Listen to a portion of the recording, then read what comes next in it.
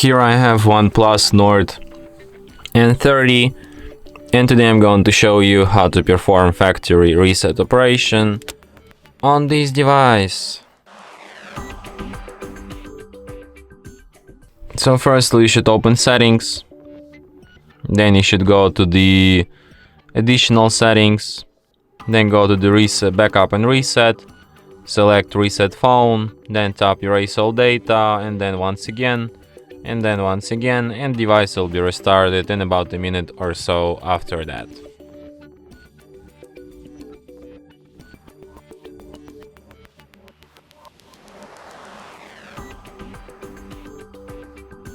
And that's it. Thanks for watching. If you find this tutorial useful, don't forget to hit that like button and subscribe to our channel.